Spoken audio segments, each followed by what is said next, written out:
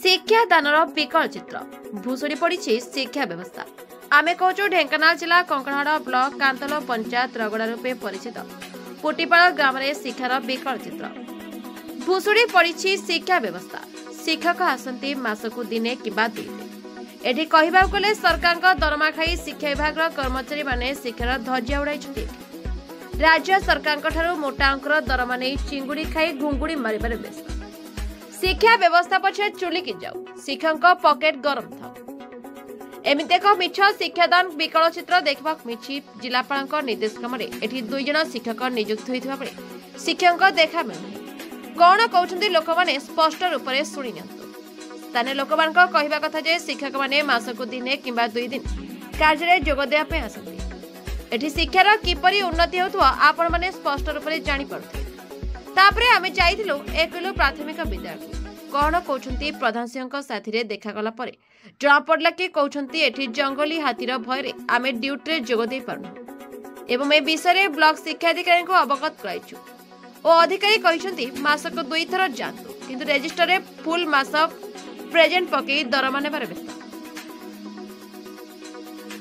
ରାଜ୍ୟ ସରକାର ଆଦିବାସୀ ଅଧ୍ୟୁଷିତ ଅଞ୍ଚଳରେ ପିଲାମାନଙ୍କର ଶିକ୍ଷାରେ କିପରି ଉନ୍ନତି ହେବ କୋଟି କୋଟି ଟଙ୍କା ଖର୍ଚ୍ଚ କରୁଛନ୍ତି, କିନ୍ତୁ ଏଠି ଫଳ ପୁରା କହିବାକୁ ଗଲେ ଏମାନେ ସିଧାସଳଖ ଶିକ୍ଷାର ଧ୍ୱଜା ଉଡ଼ାଉଛନ୍ତି। ଆମେ ଗୋଷ୍ଠୀ ଶିକ୍ଷାଧିକାରୀଙ୍କ ସହିତ ବାରମ୍ବାର ଫୋନରେ ସମ୍ପର୍କ କରିବାକୁ ଚାହିଁଥିଲୁ, କିନ୍ତୁ ସମ୍ପର୍କ ହୋଇପାରିନଥିଲା। ଏ ଖବରଟି ପ୍ରସାରଣ ହେବା ପରେ ନିରୀହ ଶିଶୁମାନଙ୍କ ଭାଗ୍ୟ କେବେ ଉଦ୍ଧାର ହେଉଛି ଦେଖିବାକୁ ବାକି ରହିଲା। ଢେଙ୍କାନାଳରୁ ଯଶବନ୍ତ ପରିଡ଼ାଙ୍କ ରିପୋର୍ଟ, ଦମନ ଟିଭି ନ୍ୟୁଜ।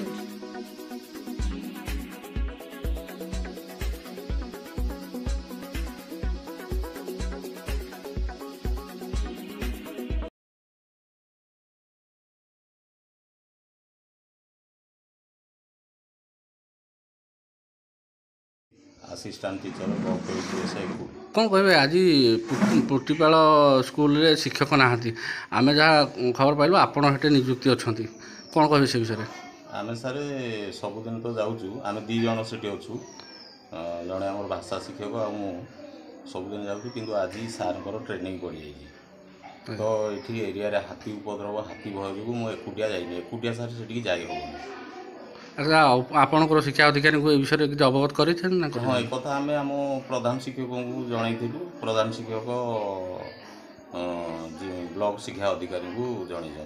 अच्छा स्थानीय बासिंदा कहवा अनुजाई ये शिक्षक मसक थे कि 2 थर जाती से विषय कौन कहे आप सतरे कौन मसक 2 थर जाती ना सर मो घर तो ये एकुल मो लोकाल लोक तेणु आम से सार जो दिन आम प्रायतः सबुदिन आम सांग जाऊँ सार सर कौन कहे माने पिला भविष्य को ये खेल खेला जाऊँगी से विषय आप मतभेद रखिए पिला माने जेहेतु शिक्षार वंचित होती ना सर आमको सरकार जेहेतु दायित्व देइचंदी पुटीपाल कि एकुल आम आम कर्तव्य अवहेला करूनी कर्तव्य कर किंतु समय सुविधा देखिकी जो परिस्थिति देखिकी जो हाथी भय रोची ये रोची परिस्थिति को देखिकी आम जीवु।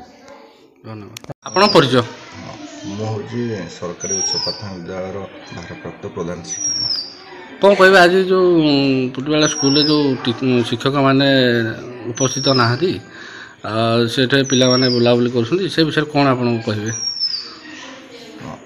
मु तो से जो आम सार मैंने जाती 2 जन सांग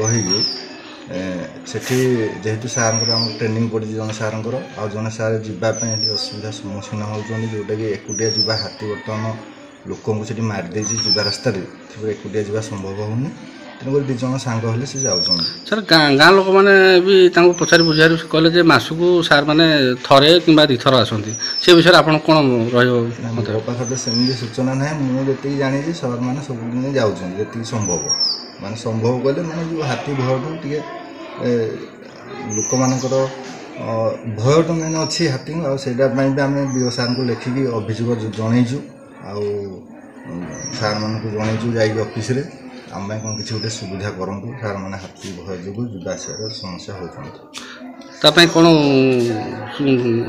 सुविधा एपर्त है ना एपर्त है किसी ना एपरी अवस्था लगी रहा आगामी किसी वर्ष धरी लगी रही आप आशा कर सरकार कथा मुझे तो कहीपर उपरिस्थ अधिकारी को जनईचु ଆଜ୍ଞା କହିବାକୁ ଗଲେ ପରୋକ୍ଷ ଭାବରେ ପିଲାଙ୍କ ଭବିଷ୍ୟତ ସହିତ ଏ ଖେଳ ଖେଳାଯାଉଛି ସେ ବିଷୟରେ ଆପଣ କ'ଣ ମତ ରହିବେ? ଶିକ୍ଷକ ଯେହେତୁ ନ ରହୁଛନ୍ତି ପିଲାମାନେ ମାନେ ପାଠରୁ ବଞ୍ଚିତ ରହୁଛନ୍ତି। ନା ସେ ବିଷୟରେ ତ ମୁଁ କହିପାରିବିନି। ସାର୍ମାନେ ମୁଁ ଜାଣିବାରେ ସବୁଦିନ ଯାଉଛନ୍ତି। ଆମେ ଯାହା ଆଜି ପରୋକ୍ଷ ଭାବରେ ଦେଖିଲୁ ପ୍ରତ୍ୟକ୍ଷ ଭାବରେ ଟିଚର ନାହାନ୍ତି ସେଠି ଖୋଲା ପଡ଼ିଛି ଟିଚର ନାହାନ୍ତି ପିଲାମାନେ ବୁଲାବୁଲି କରୁଛନ୍ତି। ଆପଣ ଯେହେତୁ ପ୍ରଧାନ ଶିକ୍ଷକ ସେପଟେ ଆପଣଙ୍କର କ'ଣ ରହିବ ଦାୟିତ୍ୱ କ'ଣ ରହିବ? ନା ସେଇଟା ମୁଁ କହିବି ଚେଷ୍ଟା କରୁଛି ସାର୍ମାନେ ସେ ଯିବା ପାଇଁ ଚେଷ୍ଟା କରିବେ ସେଇଟା ମୁଁ କହିବି ସାର୍ମାନଙ୍କୁ। ଧନ୍ୟବାଦ।